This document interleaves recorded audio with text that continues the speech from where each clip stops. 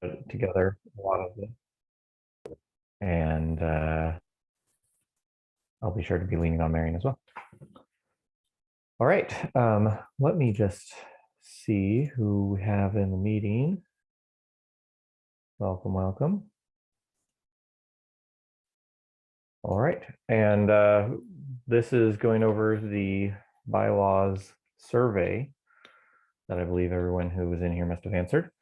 So let's go ahead and just get started with how the survey went.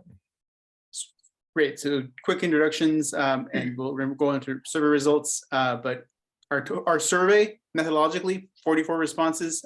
People whose emails we had who are in the Libertarian Party of Oregon were emailed a link to take a survey. And you folks who are on this call are the 46.2% who wanted to be invited to come and discuss our bylaws on this Zoom meeting. So you are very special, 46.2%. And now on to the results. Timothy, Marion. Just a quick note on the structure here. The colors are blue for support, red for oppose. Where there were other comments, those are color coded, and I've dropped those in here to make them legible so that they can be reviewed by the body. All right, sounds good. Thank you. All right, so expanding the LPO purpose to include nonpartisan races, overwhelmingly supported. There were a couple of comments that were not supportive, but one of them was, as you can see there on the screen, no opposition, and then one of them was merely cautiousness.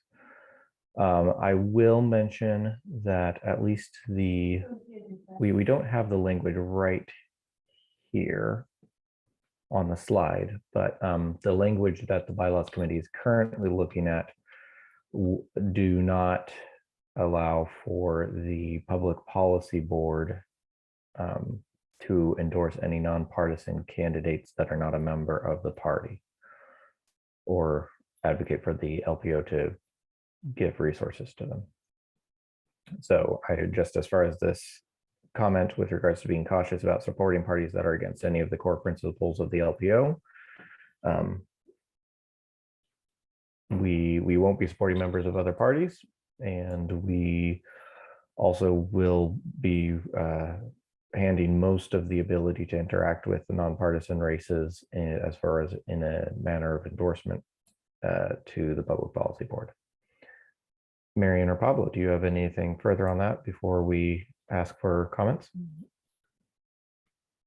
Well, I think that yeah, I think you pretty much covered it there. We do have language in there specifically limiting it to Libertarian Party members, so there should be no concern of us supporting people from other parties. All right, great. So now I'll ask for any comments from our observers.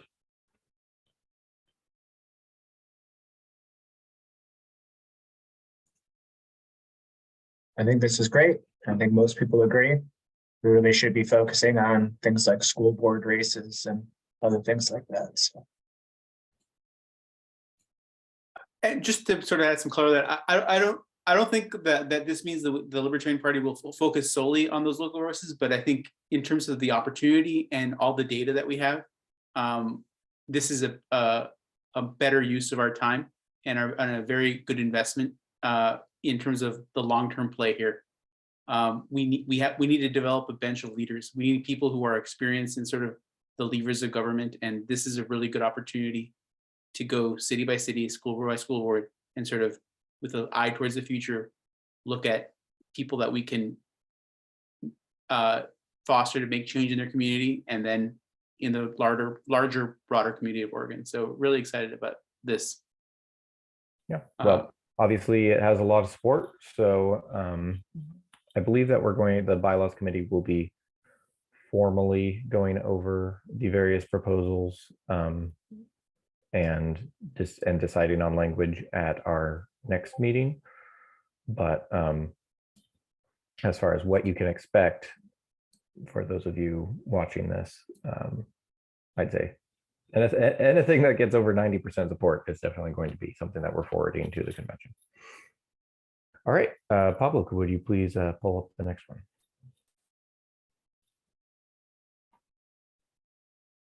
All right, so this is removing a reference to a specific subtype of single transferable vote in our bylaws.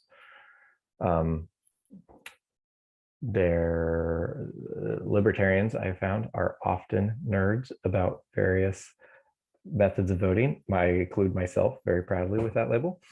And there can be passion about whether one is superior to the other.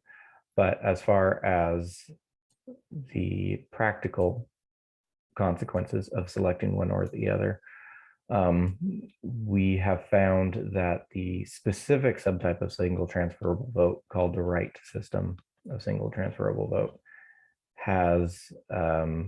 does not, I should say, have support with online election softwares that we've looked at. And we've specifically looked for that specific version of single transferable vote. And so it is adding a fair amount of technical efforts and also volunteer time to collect votes electronically. But in the past, we've done this by mail with physical ballots, but this upcoming leadership election is the first time that we're doing it fully electronically for the collection of votes.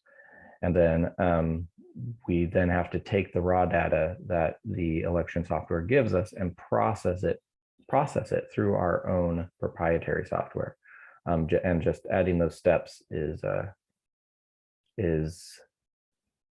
costing a lot of volunteer time for not a lot of benefit, although of course I can see how people, again, can be passionate about how the various forms of the various voting methods can be. I can relate to that. Obviously, overwhelming support here as well. Almost 85% out of the 39 responses on this one. And with regards to the opposition comment down here, there are several methods of single transferable vote, and the bylaws should be specific. I would be open to hearing from anyone else, or if the individual who made this comment is on our call, I'd be open to hearing more about this.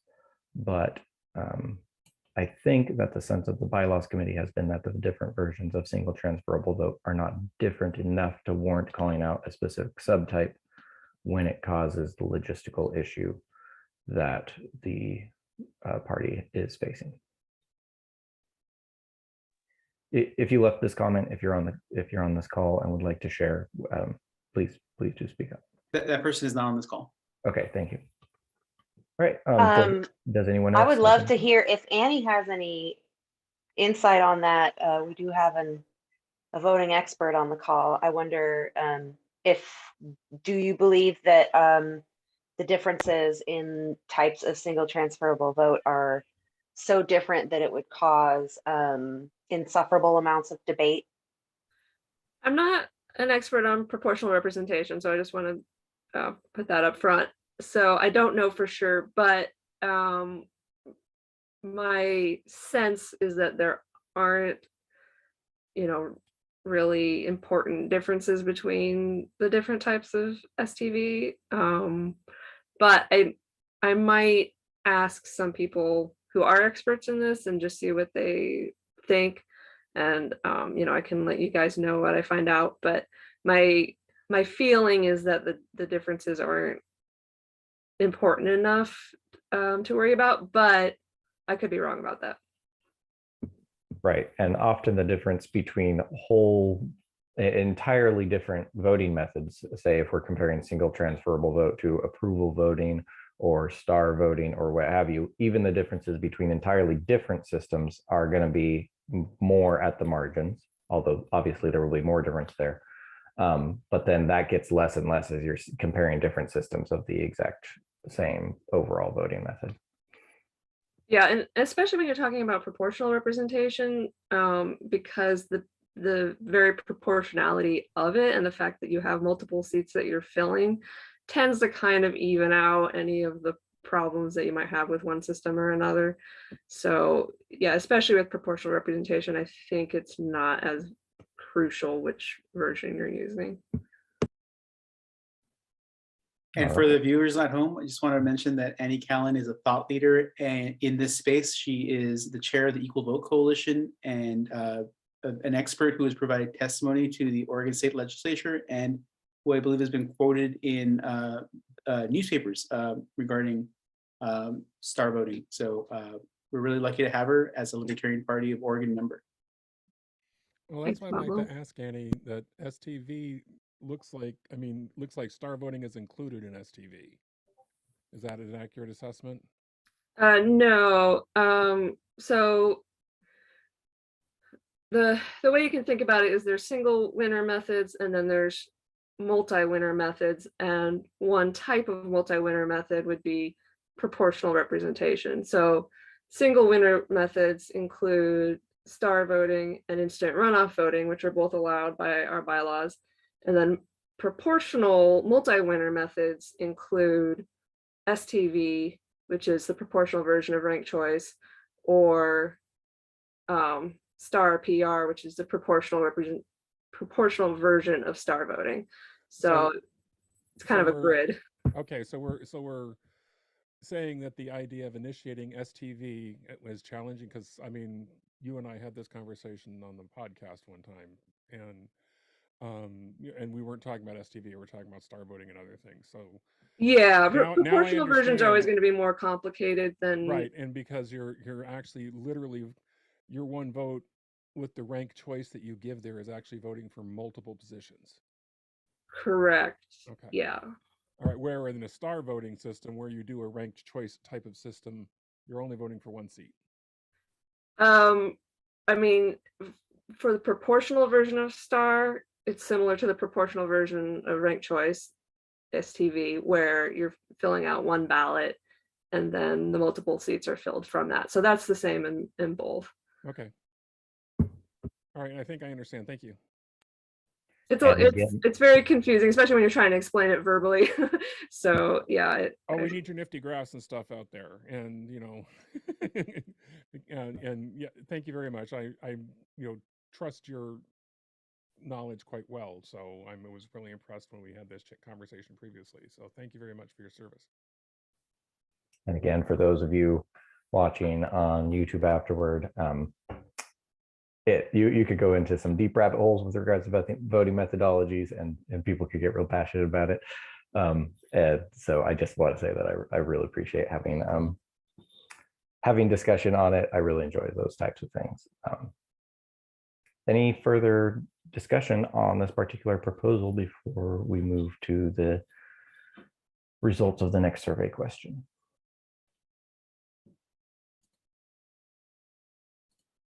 Okay, Pablo, would you please pull the next one up? Thank you. All right, adding none of the below. This is an extremely niche voting methodology question, basically.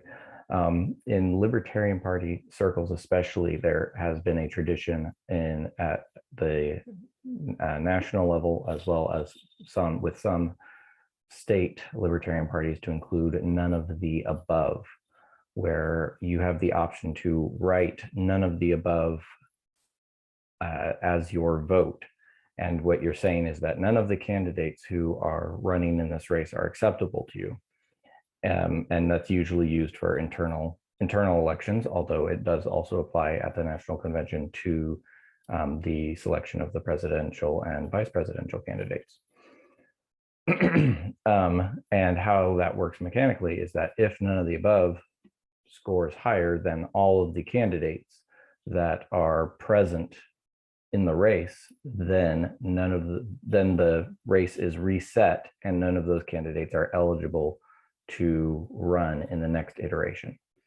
And none of the below is a modifier of that, where it's simply saying that whichever candidates in a multi-winner, well, typically in a multi-winner, otherwise it would function the same as none of the above. Any candidates that rank lower in votes than none of the above would similarly be eliminated from consideration. And so it's basically a way of expressing a negative form of support. And It's kind of like, I Go like ahead, to Mary. add a little bit of, is that where none of the above nullifies all of the candidates, none of the below nullifies some of the candidates, and allows you to say some are acceptable. right, which again, that largely comes into play with multi-winner elections. But yeah, it basically allows you to give a negative value with regards to some of the candidates. We have a question from our local voting nerd, Annie, please. Yeah, I was just trying to wrap my head around this, and I was chatting with Marion and with Adam Zielinski about this, and I'm not sure I quite understand, so I just want to try to clarify. The as it's written here, it says by adding none of the below in ranked elections.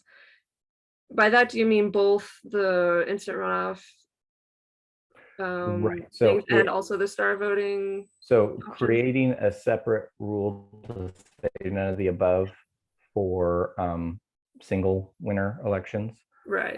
didn't seem efficient when Okay. the same rule can apply, even though in that case it operates the same as when we do none of the above at So like it's the for national the single party. winner, it's for the proportional, but then it's also for the instant runoff and also for the star voting. Okay. Right, and I haven't actually looked into. I'm more familiar with the other forms of voting, even though I have, of course, embraced star. I'm just more familiar because the party has used the other forms more, so I'm more familiar with how it interacts mechanically. Okay. I can't think of any reason why it wouldn't work fine with star or the proportional representation version of star. But if you like, you're more used to thinking in that world. So if you have, you know, an unexpected consequence that you see arising out of that or something, then we'd love to hear that.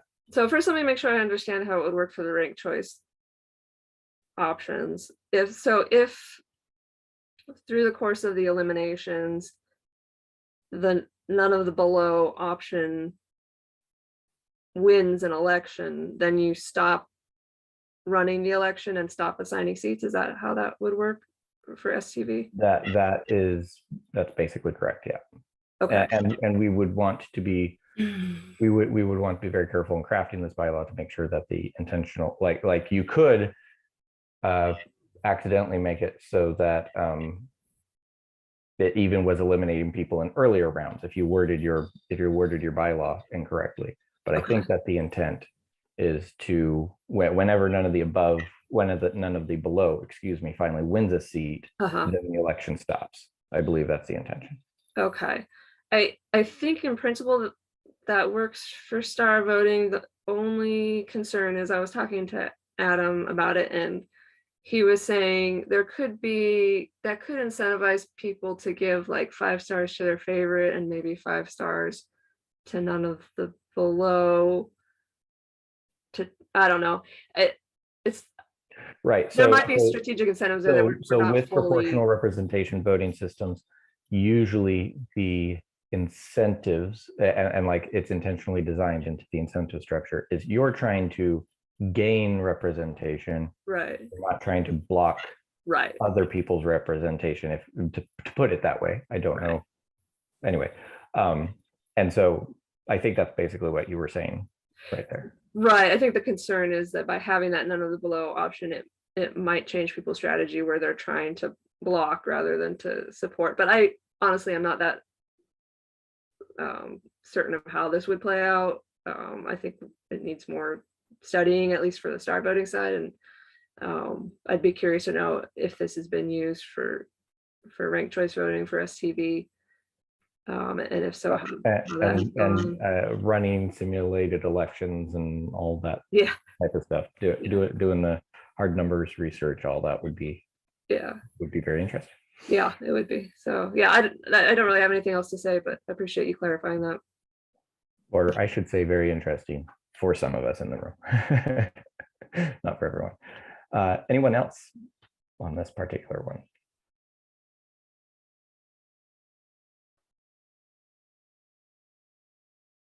Okay, well, as we can see, this one received over 3/4 support.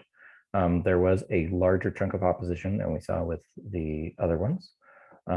But again, pretty overwhelming in favor. All right, thank you, everyone.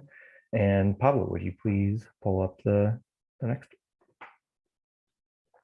All right, this one is overwhelmingly simple and overwhelmingly supported. Marion, you had the specific language choice here, so do you want to talk about it a moment? Yeah, well, we have our board of directors, which we like to call the board. And now we have the public policy board, which we has also a similar name. And we thought that that was getting confusing. It also, the language, having them originally, the intent was to kind of put them on the same level of decision making, but truly the board of directors does have, you know, like the responsibility for the final say. And so we went through a list of names, you know, ministry, commission. We played with many many different ones, and I decided to go through Robert's rules and kind of check to see if we were doing anything that had weird legal implications. And I thought council was a nice choice for renaming, because they basically are counseling the board on how to use our voice. So Yes, and also then we'll have, you pointed this out, you will have directors and we'll have counselors, and that there will be a easy distinction there for use in everyday language, which those of us within the party structure sometimes will find more benefit in than others, perhaps. Well, it sounds much more advisory, which is one of the reasons I kind of like it. So I'm just going to be pumped to no longer share an acronym with the Praetorian Guard of the Portland city government. So big added bonus. Oh yes, the Portland Police Bureau is not a wing of the Libertarian Party. It should not be confused as such. Okay, any further comments on this one? Again, very simple one. All right, Pablo, we can pull the next option. All right. Elections at the Libertarian Party of Oregon Convention. And this one has definitely been the most mixed of the ones that we've looked at so far, falling below 3/4 support.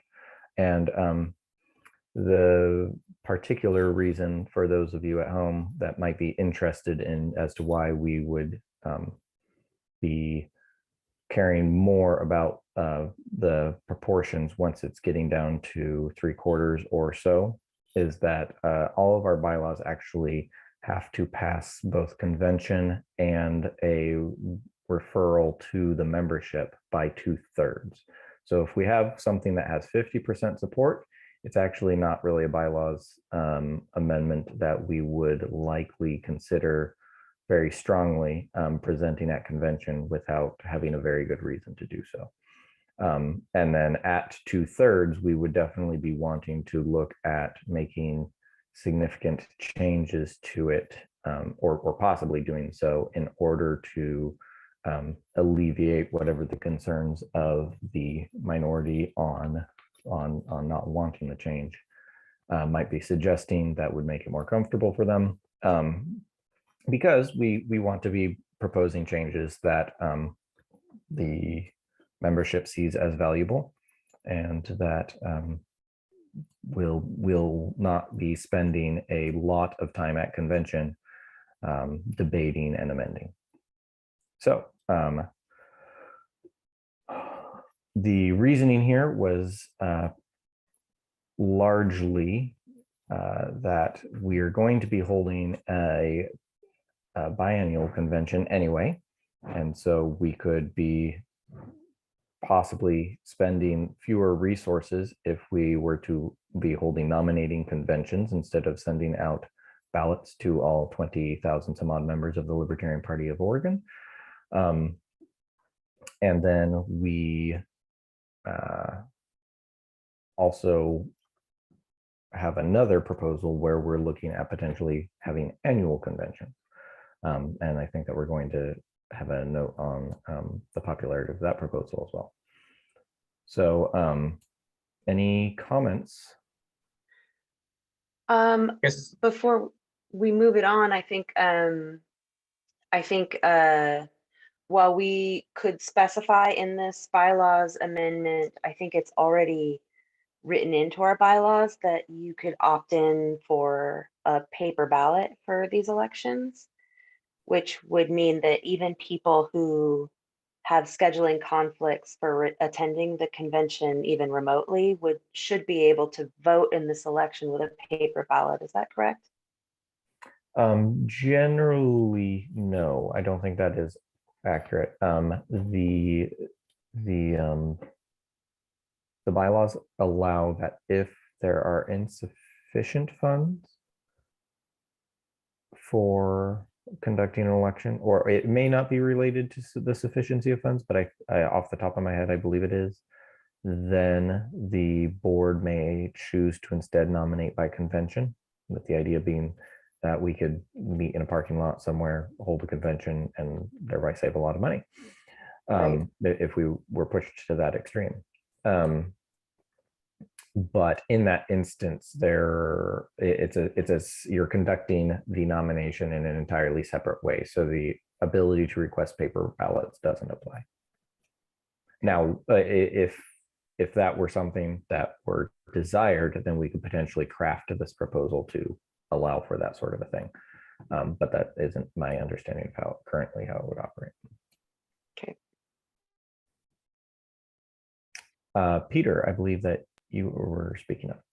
Yeah, I guess the obvious thing here, which maybe there's a way to square this, but we often don't make quorum at convention. So that might be difficult if the election is supposed to take place there, unless there's some type of a backup, like people that want to vote, like can vote before the election. We just announce the votes at the election, or the results at the convention. But right, I think that the bylaws committee, while not having yet written it down in formal language, was talking about having a backup to this. So if this were made to be the primary method, then the backup would be that we could still hold some sort of a paper ballot or electronically balloted election. And the other part of it was that a consideration would be that if this is the avenue for nominating candidates or electing leadership, that might drive more interest in the conventions. These are questions that are unanswerable unless we try it out. And again, this dipped below that 3/4 mark where it seems safer to assume that it would pass. And so it's definitely going to be being approached cautiously by the bylaws committee and the board of directors. And just, I would like to add one thing. I do think it is interesting and unique in my limited knowledge of what other Libertarian Party organizations do in the other states. I think the LPO is unique in that its elections are separate from convention. It does seem, at least perception wise, that most of the other parties do elect their leadership at convention. And I also do not hear of them having the same history of being unable to make quorum. There is no incentive to go to our convention right now because I think there's a separation of leadership elections from the business of the convention, and there's a frisson of like excitement in being able to pick your leaders there.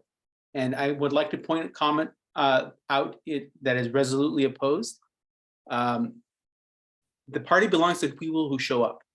And if you cannot make with a year or longer of notice of when there's gonna be a convention, I don't know what to tell you. This might not be the right, political action, political organizing might be too hard. Okay, thank you. And Annie. Yeah, I think if we were to start doing the voting at the convention, there's already, I think, controversy around, whether the location is near Portland or not, because obviously people in the eastern counties or, even in the South feel slighted when it's held near Portland. In a lot of ways, it makes sense to be near Portland because that's where the population center is. So that there's already that conflict, and I think the conflict could be made more contentious if people, some people have to travel farther to make their vote than other people. My personal dream, it would be to have the counties banding together to gain representation in LPO leadership, but we don't have enough active county parties yet to make that a reality. Gregor, please. I have gathered from conversations with LPO members on the Discord and such that there is a push for an electronic voting system. Is that not true? This election, Not this election, because we have to put it in place first. So this leadership election that is currently being conducted is electronic. Okay. Oh, that's right. We passed something on the paper ballot to allow that for happen. So now, if remote attendees, will they have the ability to vote? Because I mean, you opened up the Right. So often with, or I shouldn't say often. There have been examples in the recent past due to lockdown measures where there was a large amount of remote attendance for conventions. Again, we aren't electing leadership at our convention, but we did have remote attendance. But at the National Libertarian Party convention and the remote attendees, basically the elections weren't by raising your hand. Usually such elections are conducted by ballot. And so it's simply, instead of doing a paper physical ballot, there was an electronic component. And at the National Party, the votes are gathered by delegate chairs. There's various bylaws requirements that the National Party has that we don't necessarily. And so each state delegation chair was responsible for collecting the votes from their people, whether it was in person or remotely, and then presenting those to the secretary. In our case, we would probably use whatever electronic software solution that that either the board of directors or the convention committee were to settle on as being a suitable option. This particular election, we're using Election Buddy, but in future iterations, I believe that the Star voting app may become available for such things, and then there's always more options popping up here and there. And so I can't speak as to, of course, exactly what solution would be implemented, but I would expect that it would be a voting software that would be accessible by remote attendees. Okay, yeah, because I mean, I understand the fear in the resolutely opposed statement. I acknowledge the fear, and but I also sort of agree with Peter that I don't have a right to bitch if I don't show up. So, and to be honest, we're doing it on a Sunday this year, and Sundays are kind of sacred to me. I'm not sure I'm going to be. I've not decided whether I'm showing up myself or not to that convention. But anyway, thank you. So yeah, that makes it perfectly clear, and I remember being in support of this when I filled out the survey. So let's move on. Okay. Any other comments on this before we keep it moving? All right, Pablo. And Pablo, how many more do we have? And I only ask because my wife wants me to come to dinner. 3 more. All right, thank you. Yeah, we don't have a lot of proposals. We were aiming at having having ones that would have more consensus. So require the board to appoint a deputy treasurer. The reasoning being that can be a lot for one person to take on. There is a comment here that has drawn the attention of the bylaws committee that there's no reason for the bylaws to change in order to do this. I personally do like the idea of putting it there as almost like an institutional memory and kind of forced best practices thing. But as far as I can tell, there's no particular reason. So I guess the concern in my mind that the bylaws committee will have to be careful of is making sure that we're not somehow abrogating that in the current state of the bylaws, that we would not somehow be stepping on into having a volunteer stepping into the role of the treasurer and taking on something that they shouldn't be. The duties of the treasurer as described in our bylaws are fairly broad. And so whether or not the board of directors can take action and hand those over to someone else, or if it's okay, as long as the treasurer is okay with it, or what have you, we're just going to need to look at that a little more carefully, which we'll probably do in our next meeting. Yeah, so big thank you to the careful comment on that one.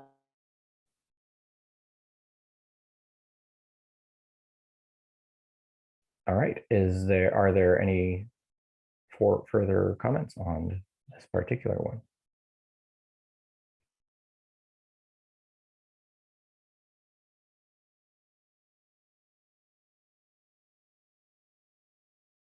All right, the next one is making conventions an annual event. This one is split, but pretty strongly in favor, just not unanimous. And very simple proposal, make conventions an annual event. Does anyone have any comments on it? I just have a question. I imagine that conventions are somewhat expensive to run. So how does this impact the budget? Right. So part of the question here is whether or not conventions might be conducted at elections might be conducted at conventions. And so that I'm not saying that the proposals go together. They obviously are separate, but we kind of expected that support for the one would imply support for the other, and kind of wanted to put them both out there to see what people thought. And that's kind of what we're getting.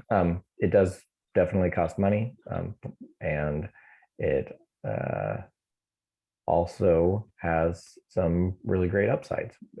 Libertarians love being able to get together and talk to each other. It's the largest get together that we have all year, or I should say every 2 years. And also the hope would be that having them more frequently would kind of keep them on people's radar. If it's something that happens every couple of years, it's less it's more easy for people to schedule a conflict rather than expecting that, oh yeah, I'm gonna be doing this every spring, showing up, maybe voting in elections, maybe not, but at least having something where it's more consistent. The hope would be to drive for higher attendance, and that in turn drives higher engagement, more donations, et cetera, et cetera. That's the hope. But as far as just like on the face of it, yes, it would probably cost more money. Don't have to get into it too much here because I know you're crunched for time, Timothy, but I think I'm against this just because I feel like it's going to be really expensive, and I feel like we're just constantly going to be preparing for the next convention because we never have a break. But just my opinion. Fair enough. Thank you. Marion, go ahead, and then Gregor. Yeah, I wonder if in the spirit of the comment on the previous survey question, special conventions can be called. Could this be just something that you do when you've got the spare volunteers in the cash? Right. So the board of directors and the membership, for that matter, do have the ability to call a special convention at any time. So that's worth noting. Like, the option is there to make conventions an annual event. And I will say that there was an attempt to hold a convention in the spring of 2020, which, as you may imagine, did not end up working out. All right, Gregor, you raised your hand. Board positions have a term of 2 years. Yeah. So would we it's then be dividing up the board to have half of it each year? If that it would be that part of the plan? I think that the plan was to continue with the cycle of having leadership elected in odd number years, and then the idea of the even numbered conventions would be that it's another crack at bylaws amendments and resolutions and policy policy platform amendments and what have you. But then again, we were wanting to kind of marry it to the idea of, if we're going to have elections at convention, and so the candidates for public office being in the even numbered year conventions, and then the internal elections being for odd years. Thank you.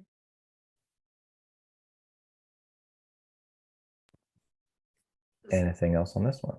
Sorry, so you said elections for public office, but for some reason I didn't pick up on the fact that that was part of the earlier proposal, that public office would also happen at convention. Is that, am I understanding that right? I'm not remembering the exact language, Marion. Oh, okay. I see Marion shaking her head no. I believe we only added leadership elections to the convention. Okay, that's what I remembered. Okay, I could be off base there then. We probably discussed it, and then I didn't remember what the final version going out to survey was. I can lose track of things on occasion. Not an issue. Anything further before we move along? Okay, well, let's go to the next one, Pablo. And this is just the final question. We had some people make some comments in response to our comments on these proposals or other bylaw amendments we should consider at the 2023 convention. All right, so there's some, I think this first comment isn't necessarily focused on the bylaws amendment proposals. And then the middle two here are primarily related to the Public Policy Board, making suggestions that the Bylaws Committee will take into account. Go ahead, Marion. I will say that one of the things that was discussed in the bylaws committee is that we decided not to make substantive changes to the Public Policy Board or offer any amendments that would make substantive changes to the Public Policy Board, even though we did discuss especially changing the size. And the reasoning for that is that we are still on the sort of interim introductory appointed Public Policy Board, and they have not yet had their first full year of elected by the membership task doing. So the decision was, because, you know, we passed it and ratified it, so we might as well let it have one full term of doing their thing before we try and change it. Right, so it was brought up to the previous convention, passed, and then was passed by the membership, and since September, I believe it is, we've had a interim version of the Public Policy Board that was selected by the Board of Directors. And one of the things observed by this interim Public Policy Board, or hopefully soon Public Policy Council, has been that a large membership has some drawbacks. It's currently 11 members, and there's a desire to make that fewer, to make that body more nimble, or possibly to make it a bylaws directed subcommittee of the board of directors, or there's a number of ideas going around as far as changes that could happen. But the bylaws committee in particular, the board of directors could choose otherwise, but the bylaws committee didn't think that such large changes should be proposed until the body had had an opportunity to have a full term as it was enacted by the convention and the membership. And we'll see. There may even be proposals from the floor at convention to make changes. The bylaws committee is just a few people doing what they think is best. We'll see what the membership and the board of directors wants to do.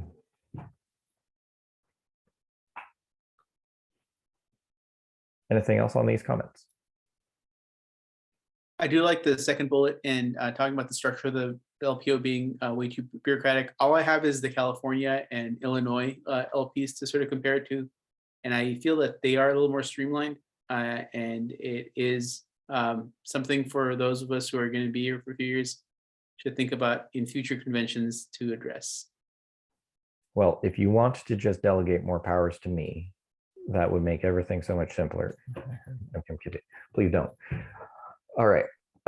We will be closing this off then. And thank you everyone for coming. Is there any last comment overall on the survey, or I just had one anything question. else that the bylaws should be looking at, committee should be looking at? Go ahead, Peter.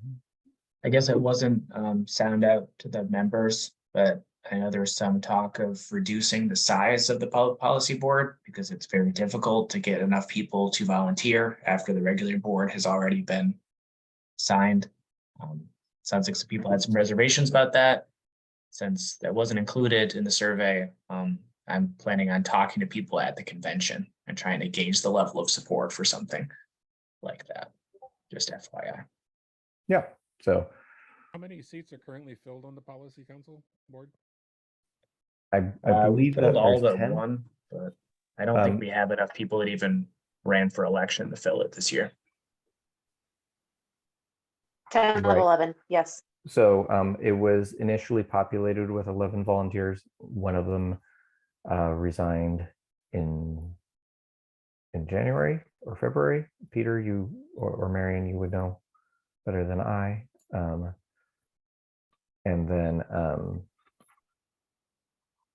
that position has not yet been filled, and I believe we have 9 candidates running for the 11 seats currently. There's also the with issue write-ins. of scheduling the 11 people. It's been difficult to make quorum at meetings. Maybe we don't have to discuss it now. Just wanted you to know that there are people that are interested in doing that. So Yes, we definitely recognize that, and again, that may be something that ends up happening.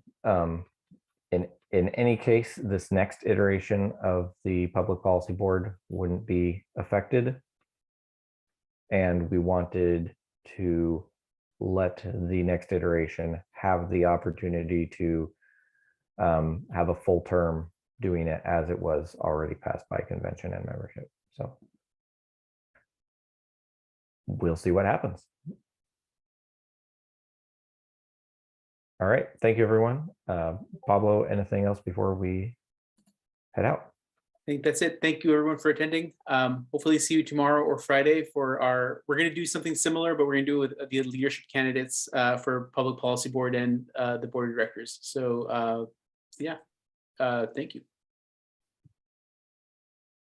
Thanks. Good night.